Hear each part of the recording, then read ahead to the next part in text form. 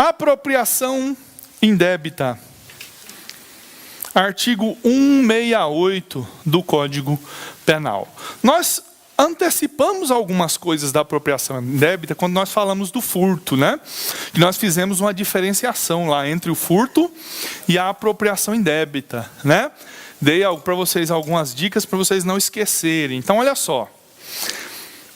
No furto, eu subtraio.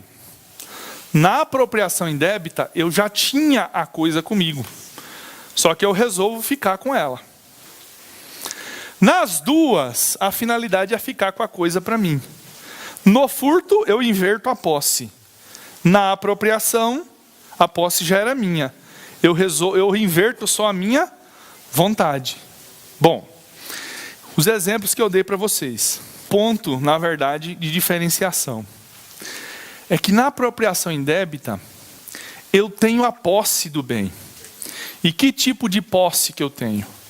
A posse desvigiada. No furto, eu até posso ter a posse, mas seria uma posse vigiada. Os exemplos que eu dei para vocês lá no furto, e a gente vai retomar aqui só para relembrar. Na biblioteca, você entra lá na biblioteca, tem um livro que pode sair, você pega emprestado. Aí você tem data para devolver. Você pega o livro e leva embora. Essa posse sua é vigiada ou desvigiada?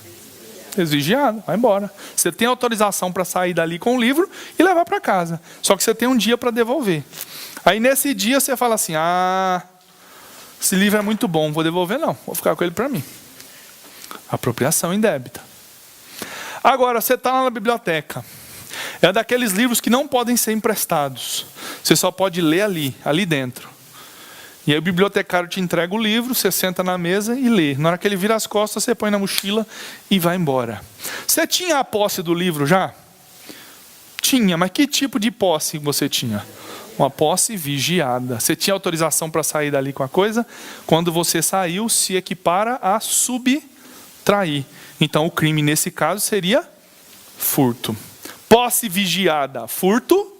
Posse desvigiada, apropriação indébita. O segundo exemplo que eu dei para vocês é da camiseta, né? Você chega na banquinha lá, tem camiseta do Flamengo aí? Tem.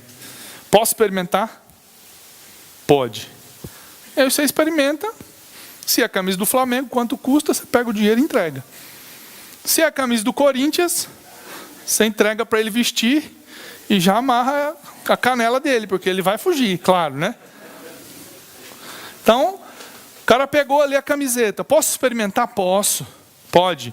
Ele experimenta. Na hora que o cara vira as costas, ele sai correndo com a camiseta. Ele já tinha a posse da camiseta? Tinha. Que tipo de posse? Vigiada. Ele saiu, o crime é furto. Você liga lá para o cara, tem camiseta do Flamengo? Tem. Então manda uma para mim, tamanho tal. Aí o cara vai lá, chama o motoboy, entrega nesse endereço. O motoboy sai dali com a camiseta. O motoboy tem autorização para sair dali com a camiseta? Tem. Que tipo de posse que é a dele? Desvigiada. Aí ele olha a camisa e fala, camisa do Flamengo? Vou levar nada, vou ficar para mim. O crime dele é apropriação indébita. Então olha só, posse desvigiada, apropriação indébita. Posse vigiada, furto. Lembramos aí então da diferença entre o furto e a apropriação? Vamos falar de apropriação com mais tranquilidade. Já está na hora do recreio? Vamos para o recreio então, daqui a pouquinho a gente volta. Por favor, ninguém toca no bolinho de carne, hein? Vamos lá. Apropriação indébita.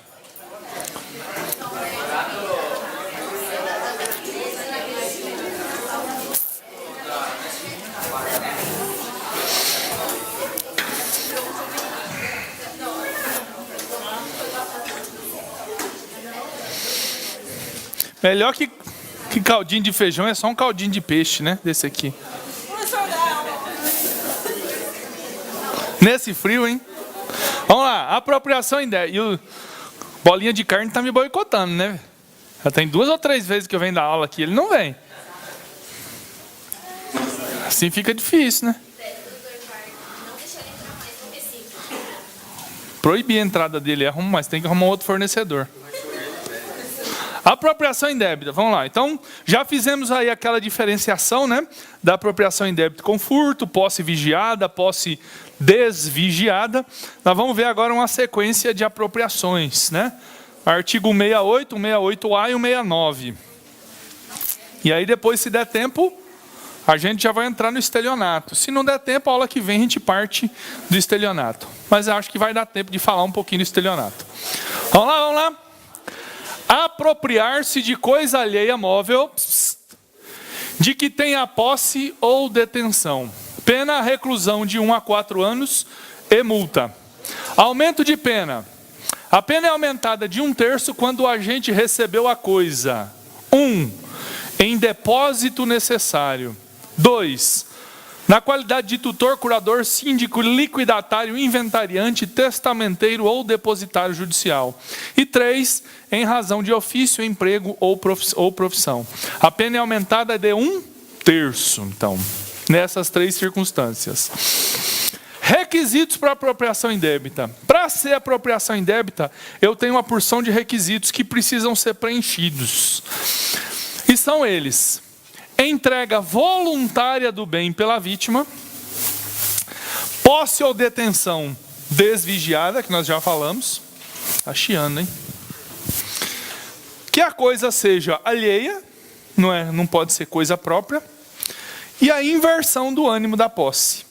Então, olha só, eu preciso desses 4 itens aqui para dizer que houve apropriação indébita. Se a vítima for forçada a me entregar, não vai ser apropriação indébita. Por quê? Porque aqui a entrega tem que ser voluntária. Não pode ser por meio de coerção ou de força física. Isso é coisa de extorsão, não é coisa de apropriação indébita. A posse ou detenção desvigiada, já falamos isso aí antes do recreio. Coisa alheia, também tranquilo. Agora, inversão do ânimo da posse. Aqui, lá no furto, nós falamos que caracteriza o furto quando se inverte a posse. Aqui, o agente já está da posse do bem. O que é que vai caracterizar a apropriação indébita? É o ânimo. Antes eu estava com o livro para estudar. Eu estava com a camiseta para levá-la até o cliente. Mas, no meio do percurso, nesse meio tempo, eu inverto, eu mudo isso na minha cabeça. Eu que tinha aquele livro para estudar, agora resolvo ficar com ele para mim. Eu era mero possuidor, agora eu passo a me comportar como se fosse o dono. E o primeiro ato de domínio é não devolver. Se eu sou o dono, eu vou devolver para quê? Aquela camiseta que eu estava com ela para entregar para alguém, eu resolvo ficar para mim.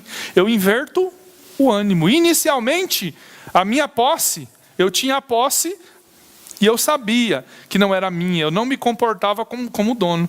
Mas depois, nesse meio tempo, nesse meio do caminho, eu inverti. Eu resolvi ficar com aquilo para mim. Então, sempre quando a gente falar de apropriação indébita, eu estou falando que o elemento subjetivo é o dolo. O cara tem a intenção de ficar. Não existe apropriação indébita do 168 na modalidade culposa. Se você olhar aí o 168, você não vai ver nenhuma possibilidade de culposa. Mas olha só, esse dolo tem que ser um dolo subsequente à posse da coisa. Ou seja, depois que eu passei a ter a posse da coisa, que eu resolvi ficar com ela para mim. Porque olha só, se eu já tivesse a intenção de ficar com a coisa para mim antes, poderia configurar um outro crime. Por exemplo, estelionato. Então olha só, se eu falo para o cara ali,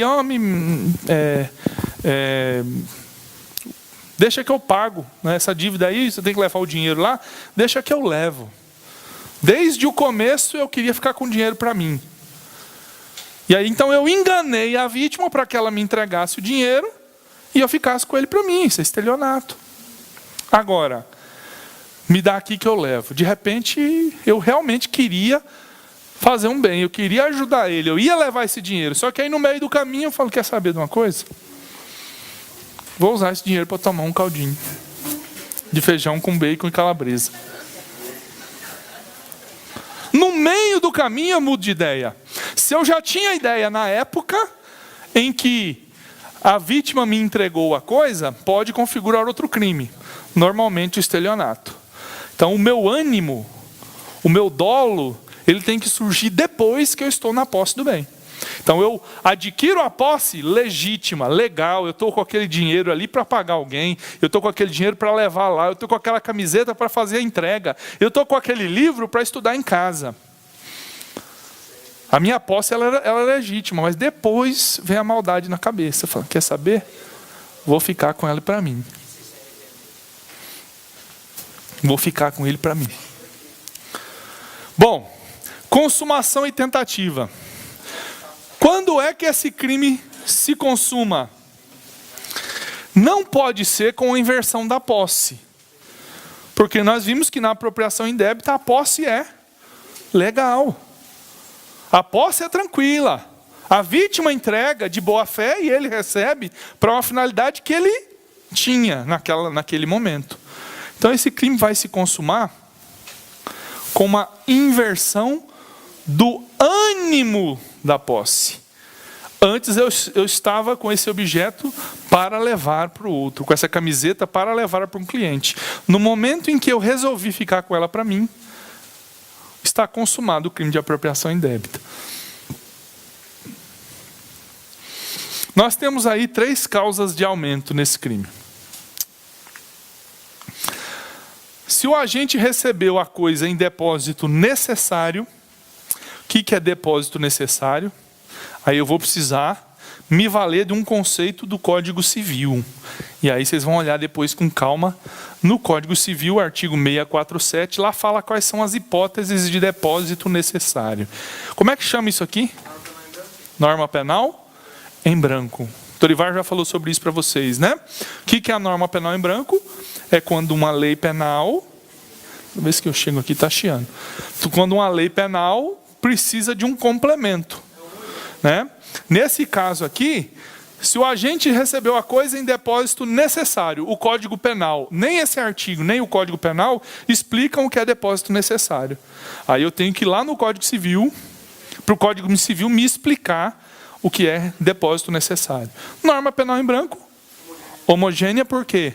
Porque eu tenho o Código Penal uma lei, eu tenho o Código Civil uma outra lei, elas são do mesmo tipo. Diferentemente, por exemplo, da lei de drogas, né? O que é que diz o que é droga? Não é a lei, é uma portaria da Anvisa. Então eu tenho a lei de drogas, e o que me explica o que é droga? É uma portaria. Aí eu tenho uma norma penal em branco, mas ela é heterogênea, porque ela tem outra natureza, uma lei e uma portaria. Então olha só, aqui eu tenho uma norma penal em branco. Na aula passada nós falamos um pouquinho sobre norma penal em branco também, né? Quando nós falamos do crime de extorsão mediante sequestro, e eu falei para vocês da norma penal em branco ao inverso, ou revés, né? Que é quando não é a descrição da conduta que precisa de uma outra norma, é a pena, né? Quando a pena se refere a outra norma, aplica-se a tal circunstância o mesmo do artigo tal. Aí nós temos norma ao revés, né? Se for no caso, isso aí é daquele filme lá que afeta da farmácia, né? Da farmácia que o cara colocou bem, já quebrou um monte de gente. Lembra? Não me lembro. Não foi esse que eu falei semana passada, não. Eu falei da extorsão mediante sequestro. Ou melhor, da extorsão. O artigo 3º segundo da extorsão fala assim, que se aplica na extorsão o mesmo do artigo... Parágrafo 3º do artigo 157, se referindo às penas, né? Se era tutor, curador, síndico, liquidatário, inventariante, testamenteiro ou depositário judicial. Aqui nós temos uma sequência de pessoas, e todas essas pessoas aqui exercem um encargo, exercem um ônus, né? Ser tutor, curador. Eu fui, durante alguns anos da minha carreira no judiciário, bons anos eu fui assessor de magistrado e durante alguns anos numa vara de família. Então lá a gente usava muito nomear curador, nomear inventariante. Às vezes nomeávamos testamenteiros e às vezes nomeávamos tutor, mas curador e inventariante era quase todo dia, né? Curador, o cara ficou louco, tá ruim da cabeça, não consegue gerir o seu patrimônio, seus bens, aí nomeava alguém para fazer isso para ele, e o inventariante, que era aquele irmão, né, que ia gerenciar o inventário. Assim, 99% dos casos, eles até recebiam a nomeação de bom grado, mas em 2, 3 meses iam lá assim, pelo amor de Deus, me tira desse negócio. Por quê? Mas por quê? Não, meus irmãos viram uma sarna, diz que é eu que tenho que resolver tudo, já estão falando que eu estou metendo a mão no dinheiro, então eu não quero mais. Ninguém queria ser. Agora um negócio que todo mundo quer ser é síndico. Síndico da falência. Esse aí dá dinheiro, recebe ainda no meio. Só 10 mil tá pouco. 10 mil tá pouco. Tem alguns aí que os caras estão ganhando bem mais que 10 mil. Porque ele é de 2, 3, 4, 5 empresas. 10 empresas em falência. O cara começa, o juiz nomeia ele em todas, porque o cara é muito bom. Aí em um ele pega 10, na outra ele pega 15, na outra ele pega 30. Pega umas 8 empresas dessas lá em casa, já dava para passar até o dia 20.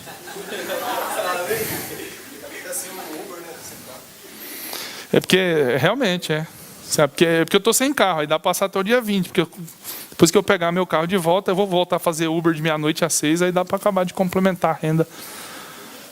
Então aqui, todos esses inciso 2 aqui, esse inciso 2 aqui, todos eles são encargos ou nomeações que o juiz dá. Se o cara está de posse daquela coisa, por conta de uma dessas aqui, e ele resolve. Então, a posse dele é legal?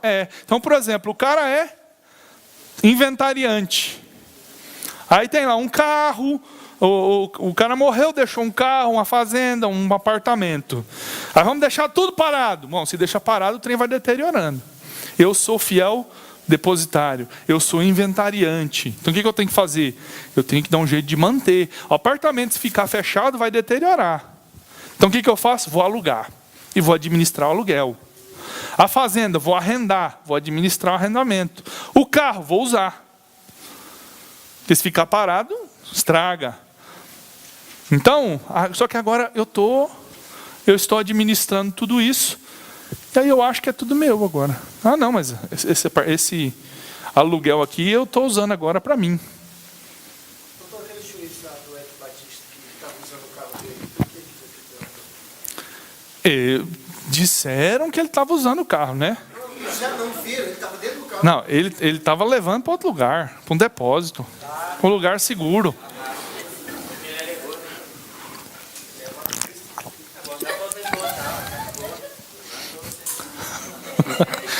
Juiz virou manobrista, olha.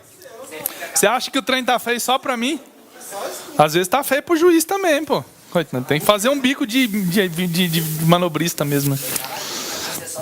Mas ali no caso, ele era a autoridade da apreensão, né? Ele estava num desses aqui. Só que a questão é que ele não tem como evidenciar que ele tinha o ânimo de ficar com o carro para ele. Até porque o carro, a propriedade do carro tem a questão do registro. Então ficou difícil de demonstrar que ele enquadrou na apropriação indébita.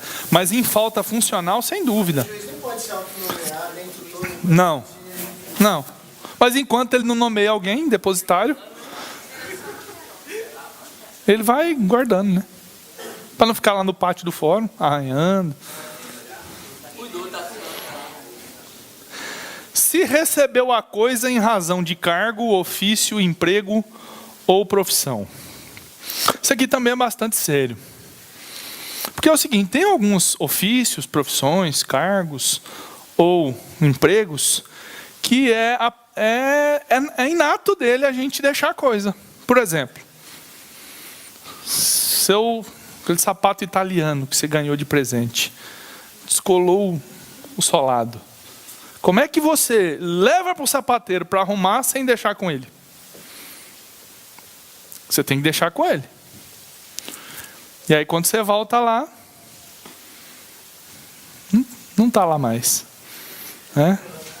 Ele resolveu levar para casa e você viu a foto dele no Facebook, no casamento da prima, usando o seu sapato. Professor, você dá o exemplo desse sapato. Né? Algumas empresas estipulam um prazo para poder ir buscar o objeto. Né? Uhum. E a partir desse prazo acontece a coisa. Vai, É porque você faz um contrato de depósito, né? Embutido ali tem um contrato de depósito. Então, é um contrato de depósito. Você deixa ali, o cara faz o serviço e fica te esperando. Então ele gasta. E você não vai lá para pagar e resgatar. A partir de determinado prazo, ele começa então a cobrar como se fosse a permanência, o aluguel do espaço que você está deixando o depósito ali. Aí chega num momento que o que você deve para ele é maior do que o valor do bem. mas esse prazo é estipulado em contrato? É normalmente em contrato. Normalmente em contrato. Corre lá para buscar o sapato. Já pulou, já? Então imagina só. As profissões, os cargos, ofícios, empregos, grande parte deles, elas são revestidas de uma necessária confiança que você tem naquele profissional. Imagina o seguinte. Vamos fugir um pouquinho desse aqui. Só pensar nessa necessária confiança. A mulher e o ginecologista. Você já não tem como você dizer que é ginecologista se você não deposita um mínimo de confiança nele. Tudo bem, mas lá é uma outra situação, né? Nós vamos falar dos crimes contra a dignidade sexual ainda. Mas é só transportar essa necessária confiança que você tem em ali se deixar ser examinada por ele, porque ele é médico, e passar para o outro cargo, outro ofício, outro emprego ou outra profissão. Então o cara se aproveita porque é a profissão dele, porque o cargo, porque o emprego, porque o ofício dele exige que você deixe a coisa com ele. Coisa que eu estou falando, objeto. Recebeu a coisa ali, é essa coisa ali que eu estou falando.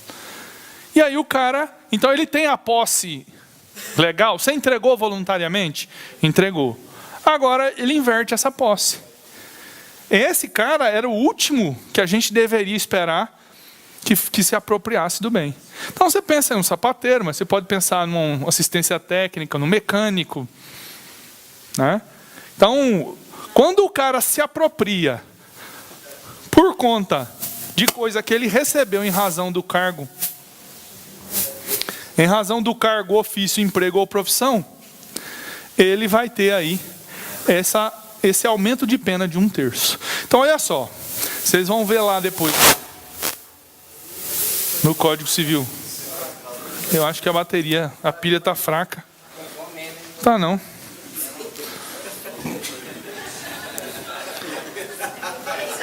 Fome mesmo, né, velho?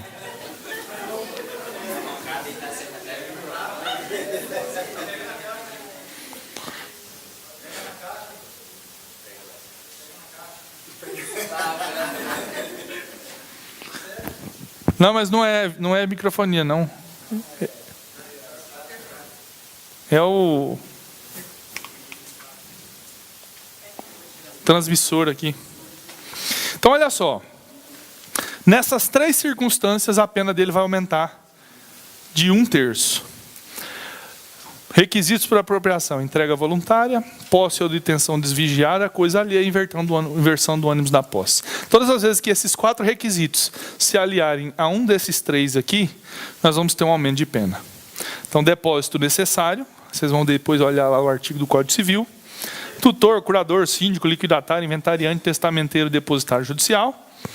Ou se recebeu a coisa em razão do cargo, ofício, emprego ou profissão. Da apropriação indébita é a pena do caput, né? 1 a 4 e aumento de pena de 1/3. Então a pena aqui 1/3, 4 meses no mínimo, né? E o máximo aqui 1 ano e 4 meses.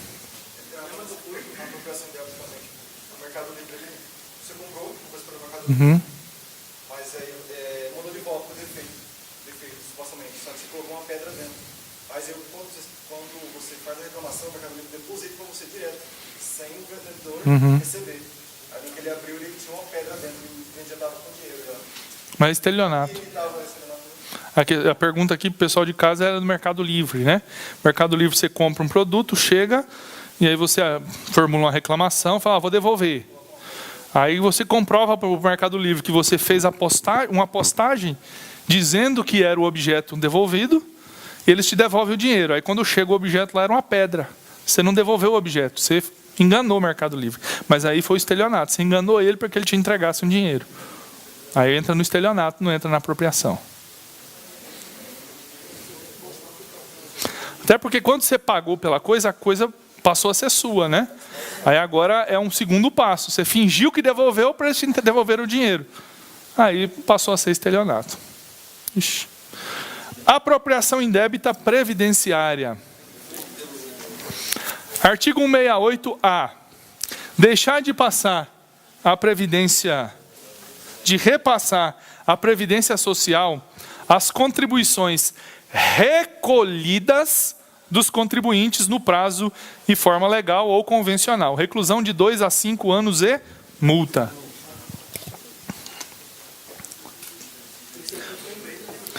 Quem é que deixa de repassar na Previdência Social aqui?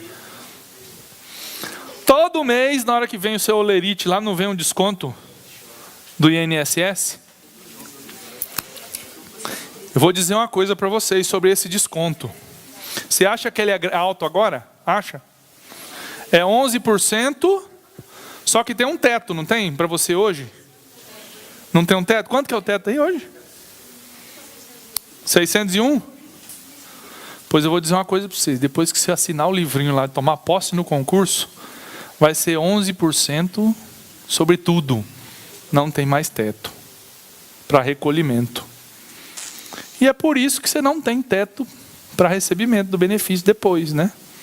O servidor público, o servidor público, ele recebe o salário integral, por enquanto, né? Porque a vida inteira ele pagou, ele recolheu sobre o salário integral. E o empregado particular não. Então, se eu tenho duas pessoas, eu tenho lá um professor universitário, uma universidade privada, e um policial civil, que ganham 15 mil os dois. O policial civil vai pagar mais previdência do que o professor universitário. Porque o professor universitário tem um teto de recolhimento. É 11%, mas tem um limite máximo. Por quê? Porque ela paga um valor máximo. O servidor público não tem. Então, esses 11% aí vai ser mil e alguma coisa. Mais de 1.100, né? Então, enquanto um vai pagar 601, o outro vai pagar 1.300, 1.400. Aí, no final da vida, você recebe sobre o que você contribuiu. Hoje em dia, cada vez mais no final da vida, né? Mas é bom, a gente precisa trabalhar mesmo. Já foi a época de aposentar com 55 anos, né? Porque tem uns caras que aposentaram com 55, mas continua trabalhando. Continua sendo deputado, até presidente virou. Então, olha só. Deixar de repassar à Previdência Social as contribuições recolhidas dos contribuintes no prazo e forma legal ou convencional.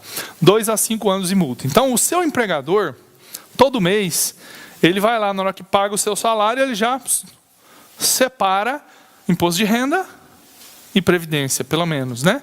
Aí tem uns que tem imposto de renda, previdência, desconto em folha, desconto em folha, desconto em folha. Mas esse desconto em folha não tem nada a ver com esse crime aqui, não. Nas mesmas penas incorre quem deixar de. Aí aqui eu tenho outras condutas que vão responder igualmente com a pena de 2 a 5.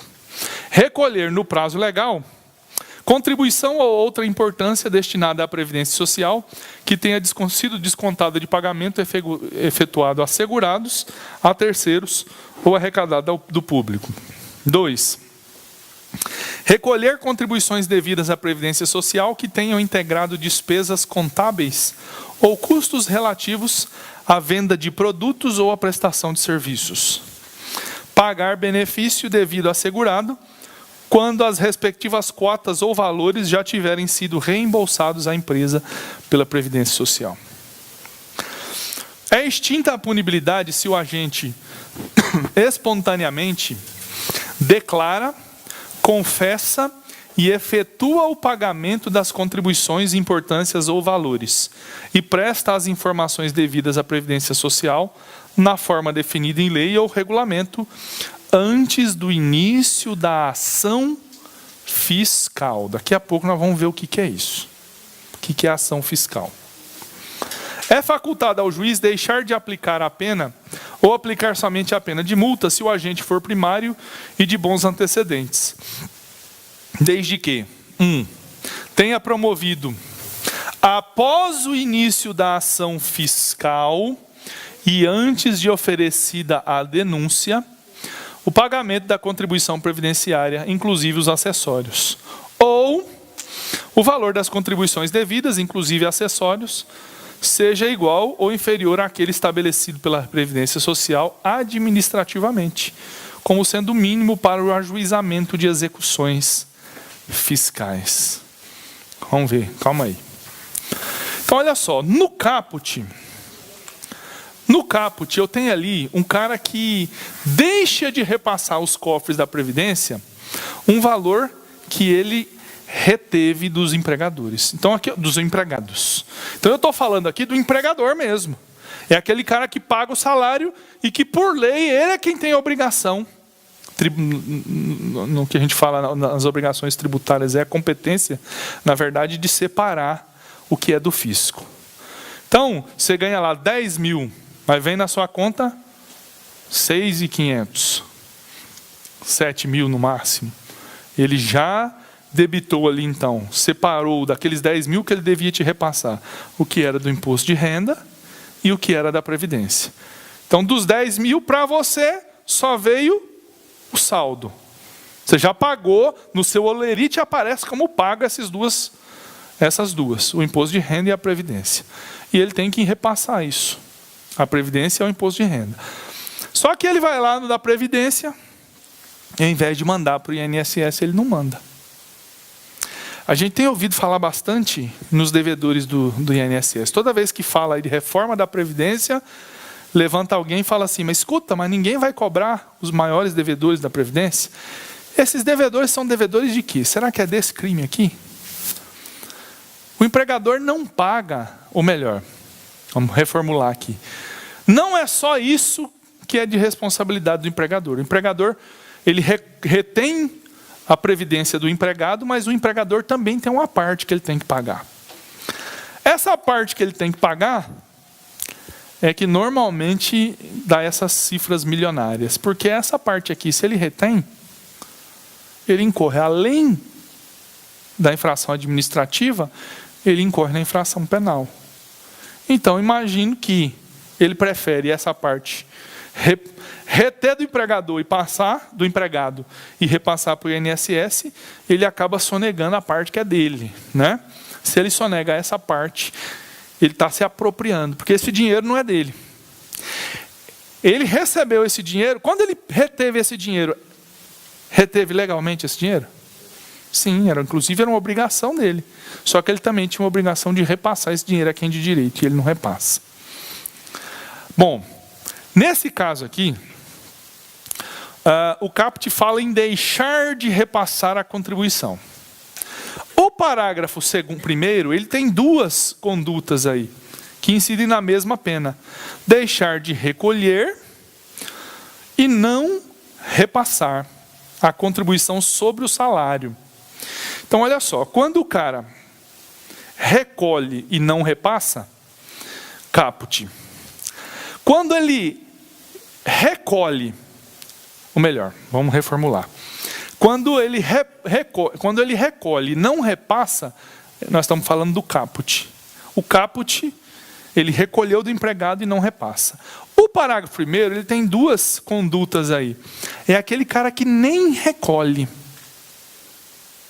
Ou aquele cara que não repassa a contribuição. Que contribuição? Contribuição sobre o salário. Então nós estamos falando aqui de repasse e recolhimento. Se o cara se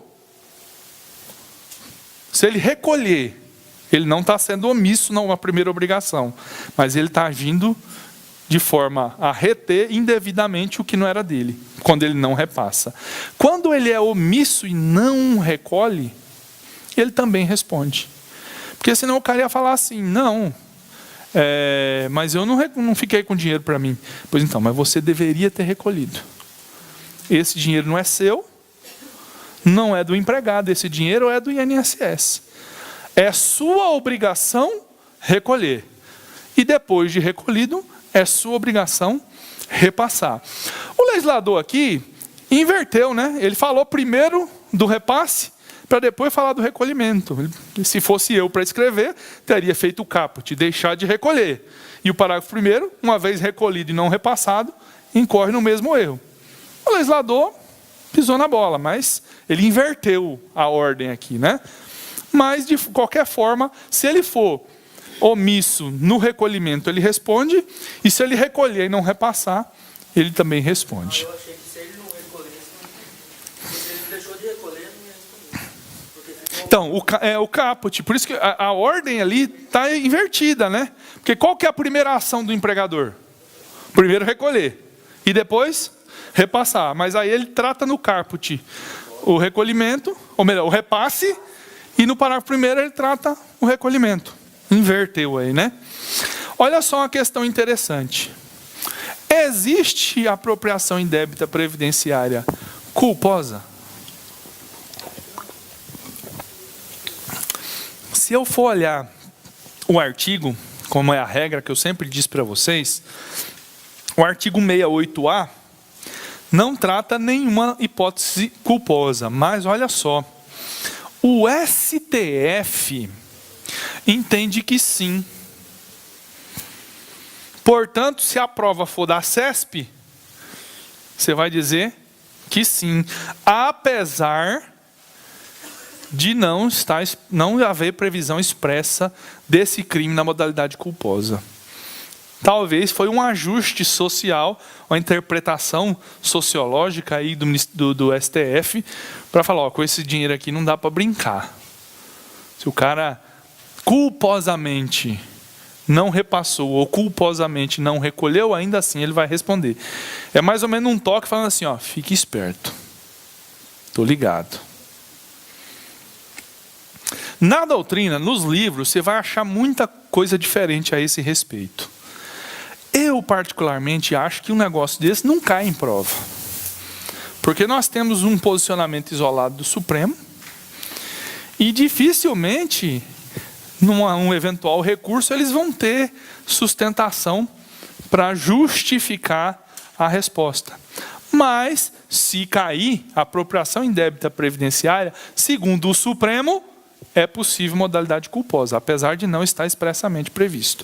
O Supremo decidiu contra o próprio Código Penal, que fala que para ter responsabilização culposa depende de previsão expressa, né? Artigo 18, inciso 2, fala isso. Mas é o Supremo, né? É o Supremo. Bom, vamos entrar nessa questão aqui, que é essa questão que eu preciso que vocês entendam. Nós temos o parágrafo 2º, que fala da extinção da punibilidade. O que é extinguir punibilidade? Vocês já viram isso? Não viram ainda, porque isso aí é o finalzinho da parte geral, finalzinho do Dr. Ivar. Extinguir a punibilidade acabou, o Estado não pode mais perseguir, o Estado não pode mais te processar ou avançar numa ação penal contra você. São várias as hipóteses de extinção de punibilidade. Por exemplo, a mais comum, prescrição, decadência, morte do agente. O cara morreu, vou continuar a ação penal contra ele para quê? Extinguiu a punibilidade. Né? Divórcio diz que extingue a punibilidade. Eu discordo, mas dizem que o divórcio extingue a punibilidade também. Então, olha só, antes da ação fiscal e não da ação penal, o que é a ação fiscal? A ação fiscal, o que extingue a punibilidade? Vamos ler lá, né? Cadê? É extinta a punibilidade se o agente espontaneamente declara, confessa e efetua o pagamento das contribuições, importâncias ou valores e presta informações devidas na forma definida em lei e regulamento antes do início da ação fiscal. Beleza, o que é? Vamos só entender o que é ação fiscal. A ação fiscal é quando ela inicia com o fiscal chegando até a sua empresa ou analisando seus livros, e no momento em que ele encontra alguma irregularidade, ele entrega a notificação, o auto de infração. Tem que ser uma notificação, um auto de infração válido, né? Então, olha só. Aqui nós estamos falando de âmbito administrativo. Ainda não existe ação penal. Então, o empregador foi lá no seu salário, pegou, descontou os 11%, só que não repassou o INSS. Ele está lá com o dinheiro. Ele está usando. Está usando, ou está numa conta, ou ele foi viajar, ou ele comprou um carro com a esposa. É mais ou menos assim, essas coisas que eles usam, né? E aí o fiscal foi lá e falou assim, ó, cadê o dinheiro que você recolheu dos seus empregados? Não foi repassado. Então, para lavrar aqui um auto de infração, antes do Ministério Público oferecer denúncia pelo crime do 168A, o cara vai lá e fala assim, não, vou pagar.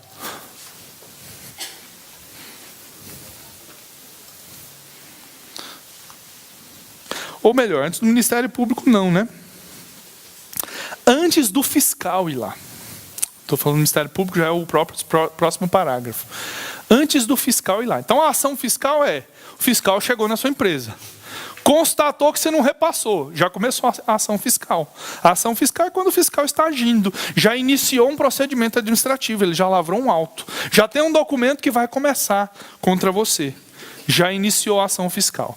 Se antes do fiscal ir lá na sua empresa, você resolve ir lá no INSS ou no fisco e falar assim, olha, eu estou com dinheiro aí que eu tinha que ter repassado, não repassei. Então eu gostaria de fazer isso agora, quanto é que eu tenho que repassar, onde é que eu deposito, como é que eu faço?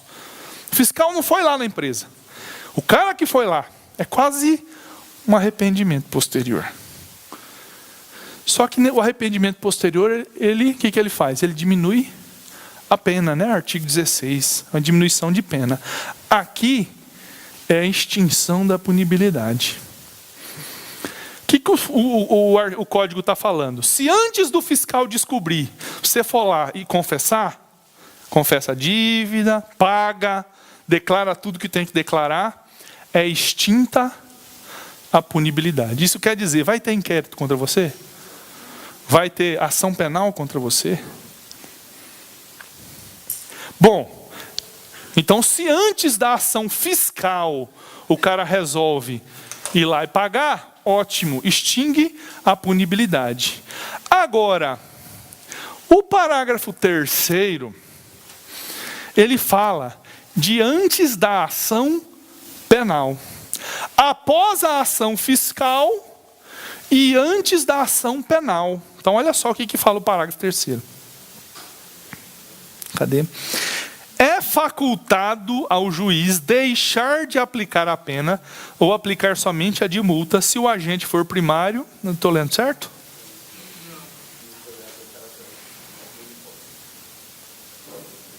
Não, isso mesmo, está certo. Se o agente for primário e de bons antecedentes, desde que 1.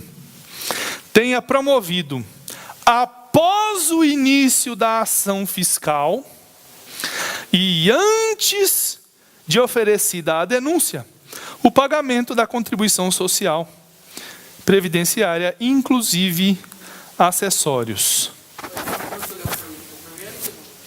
Primeiro, a ação fiscal já começou, mas a ação penal não começou.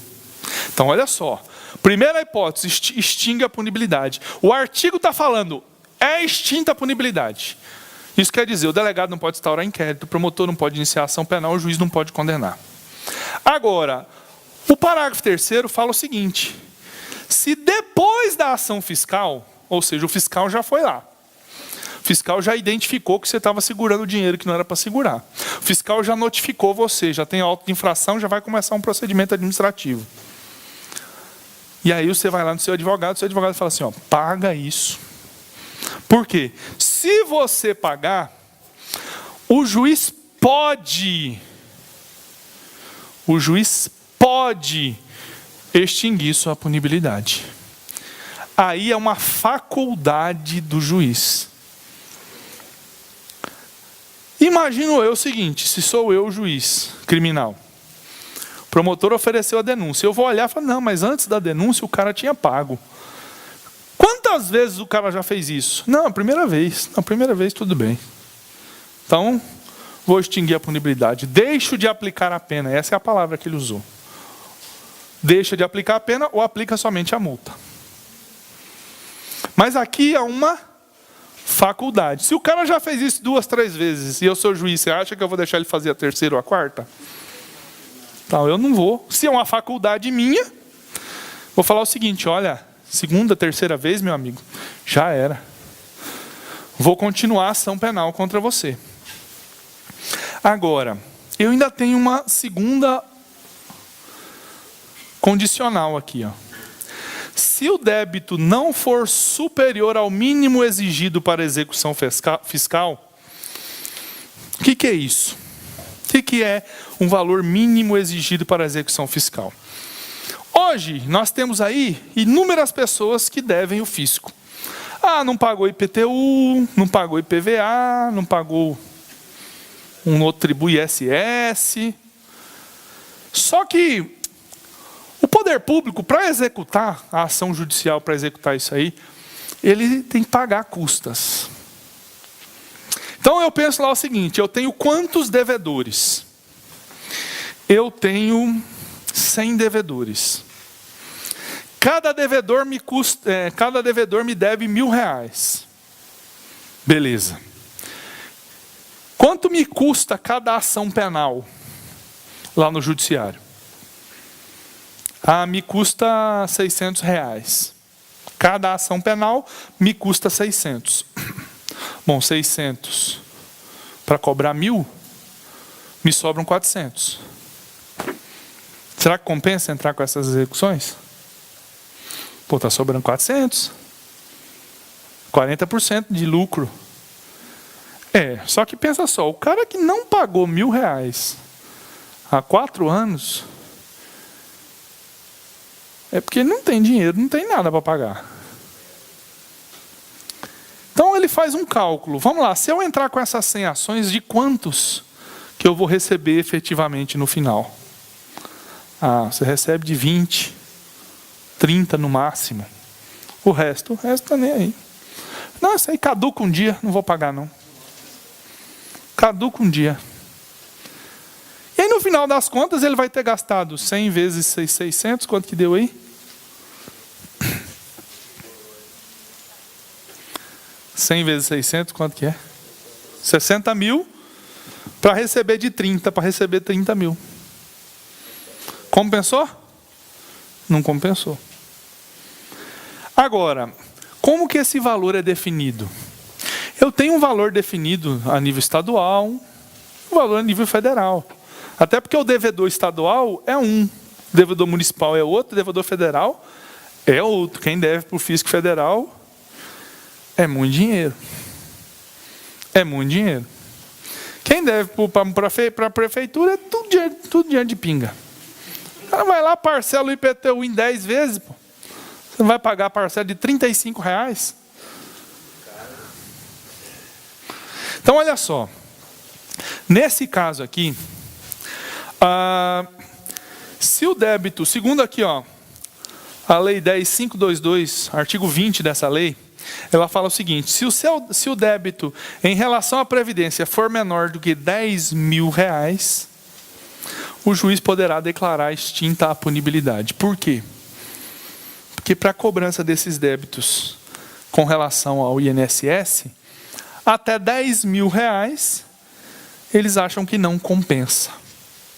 E o cálculo que eles fazem é esse, de quantas pessoas que eles entram com a ação que eles recebem. Então, às vezes, ele vai gastar mais para acionar do que para receber. Então, o que ele fala? Esse valor aqui não compensa eu executar. Então o artigo aqui está dizendo o seguinte: é facultado ao juiz deixar de aplicar a pena, se ele for primário e tiver bons antecedentes. E inciso 2, a segunda opção: e se o valor das contribuições for igual ou inferior àquele valor que a Previdência acha que compensa, que não compensa. Então você está devendo R$9.000. Por 9.000 a Previdência nem vai te executar.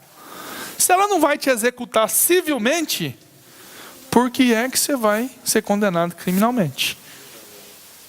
Mas aqui é uma faculdade do juiz. Eu acho que é uma trava que o legislador colocou para o cara não ficar,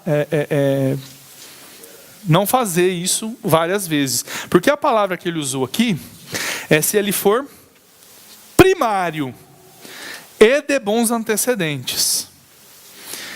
Para ser primário ou de bom antecedente, eu já até falei um pouco disso quando a gente falou do roubo, melhor, do furto.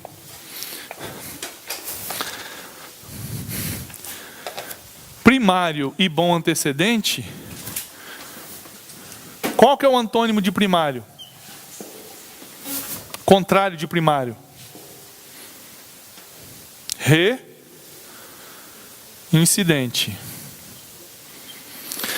Qual que é o contrário de bom antecedente? Mal antecedente. Agora, independentemente de um ou de outro, para ter qualquer um dos dois, eu preciso ter no mínimo o quê? Uma condenação com trânsito em julgado. Isso quer dizer que se o cara tiver 50 ações penais contra ele, mas nenhuma tem trânsito em julgado, ele ainda é primário e ele ainda tem bons antecedentes. Isso aqui, ó, súmula 444 do STJ. Súmula 444 do STJ. Então, olha só. Se o cara tiver 50 ações penais contra ele, mas não tiver nenhum trânsito em julgado, ele ainda é primário de bons antecedentes. Se o legislador não tivesse colocado aqui, ó, que é uma faculdade do juiz, o que esse cara podia fazer? Ele tem lá 50 ações penais de apropriação indébita previdenciária. Nenhuma tem trânsito em julgado. Ele poderia chegar para o juiz e falar assim: eu paguei. Ou melhor, o valor é abaixo, o valor é baixo. Ou eu paguei ou o valor é baixo. E exigir do juiz a extinção da punibilidade. Aí ele teria 50 ações penais em curso e sairia limpo. Mas o legislador falou: olha, o cara tem que ser primário, tem que ter bons antecedentes, e ainda assim é uma faculdade do juiz. Porque se o cara tiver 50 ações dessa mesma natureza, se eu sou juiz e é uma faculdade minha, eu falo: não, esse cara não merece. Ele está se valendo da regra do jogo para se beneficiar, enquanto ele está jogando com a falha da lei. Então, se é uma faculdade do juiz, quem vai fazer esse filtro é o juiz. Se a lei não colocasse essa trava, o cara que estivesse naquela situação ali, ele poderia exigir, se ele tiver em qualquer uma das duas condições, né? Se ele for lá depois da ação fiscal, pagou, ou se o valor era menos de 10 mil, ele poderia exigir do juiz, nas 50 ações penais, a extinção da punibilidade. Aí fica fácil, né? Aí fica fácil. Aí o ladrão de galinha vai olhar para o outro e falar assim: pô, só eu que levo prejuízo. Eu peguei uma galinha e levei prejuízo. O cara pegou milhões, mas aí foi lá, negociou, pegou milhões em parcelas de menos de 10 mil, e agora para ele, o cara pegou 9 mil e saiu limpo. Eu peguei uma galinha e estou aqui preso. Então, olha só. Parágrafo 2º. Antes da ação fiscal. O cara vai lá antes da ação fiscal. Olha, eu fiz isso, mas eu quero pagar. Como é que eu faço? Beleza, extingue a punibilidade. Acabou. Se ele for primário de bons antecedentes, e se depois da ação fiscal ele pagou, o juiz pode Se ele for primário de bons antecedentes e o valor for menor que 10 mil, o juiz também pode extinguir a punibilidade, deixar de aplicar a pena, ou o juiz pode aplicar uma pena, só que não vai ser aquela pena do caput, pode aplicar somente pena de multa. Vamos ler de novo o parágrafo 3º. É facultado ao juiz deixar de aplicar a pena ou aplicar somente a de multa, se o agente for primário e de bons antecedentes. Então, cuidado. Antes da ação fiscal, extingue a punibilidade. Se ele for primário de bons antecedentes, 2 circunstâncias. Depois da ação fiscal, antes da ação penal, ou dívida menor que 10 mil. Mas é uma faculdade do juiz. Quando o doutor Ivar for falar disso aqui para vocês, primário, reincidente, bom antecedente, mau antecedente, pede para ele debulhar, para vocês conseguirem compreender a diferença entre um e outro. Tá? Isso aqui dá um nó na cabeça, mas depois que você entende, fica mais fácil visualizar. Tá?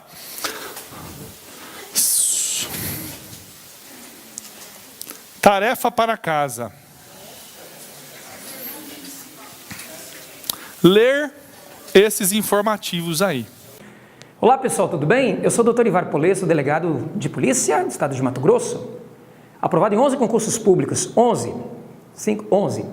Você que gostou do nosso vídeo, acabou de ver o nosso vídeo, se gostou, dê um like, inscreva no canal e acione a notificação do YouTube no seu celular para você receber as novas aulas gratuitas que a gente vai postar aqui no nosso canal, tá bom? E se você quiser ver essa aula completa, entre no site ipoconcursos.com.br, que lá você vai ver um mundo de aulas e de pacotes e de cursos que estão gravados, que vão te ajudar na sua aprovação, tá bom? Nós te esperamos e se encontramos nas nossas aulas. Um grande abraço. Seja bem-vindo ao mundo hiponiano, Hipo Mais.